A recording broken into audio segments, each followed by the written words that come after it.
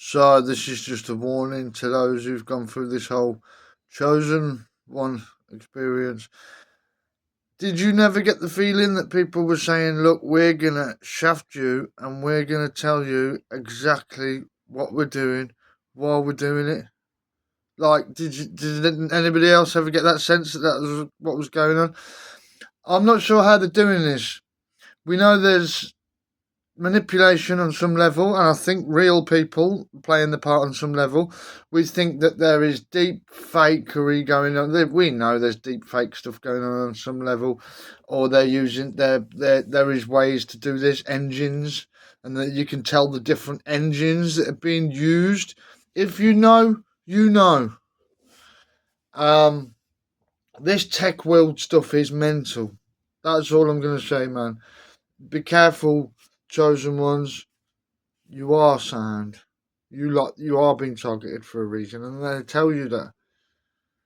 I don't know how deep who's who in this whole mad engineered cult like situation. So anybody going through the experience, you might say to me, "Oh, you're just jealous. What you're being a negative karmic for?" Well, we know all that's coming anyway, but don't we? So, you will get to the degrading phase, and you will get to the phases where you think, hang on, what's all the music for? Then you start realising the mind control, yes, that you are. And you may well have always been, like they said, watched in some way or opened up for suggestibility. But I think these people know that. Some of these people know that. And some of these people are telling you exactly what they're doing while they're doing it. They actually think you're that dumb. Don't fall for it, Be yourself. Be that. If you are one of these chosen ones, be yourself. But don't be fooled. They can call us chosen ones, can't they? We've got our head wide open. Let them call us. Give yourself a bit of credit that one, even if you fell for some of the stories. Some of the mad, horrible stuff that we've had to hear about our own family members. We've had broken relationships that have been exploited. That is my belief. We've had vulnerable people who are having their broken relationships completely exploited by these groups of people that have their ways of targeting them. And if you know something's being directed towards you, you know. And I don't know how they do this, but I know that I'm not the only one that this has been happening to. So when you start getting to the phases where they're all throwing you slurs for nowhere, there's your first red flag. But you had many before, didn't you?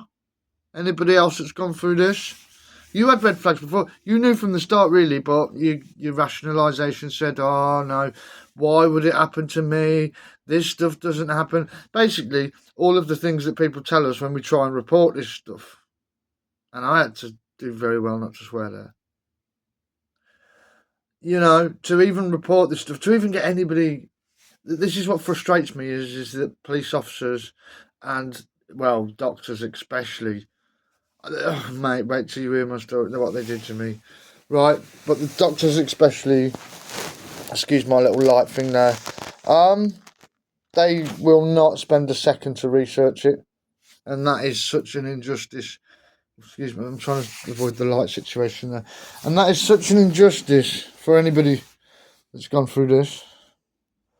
So I went to report it and I ended up with 7 security guards pinning me down and injected with a needle, locked in a room like Papa, and then whisked away. What an injustice, eh? Anyway, rant over.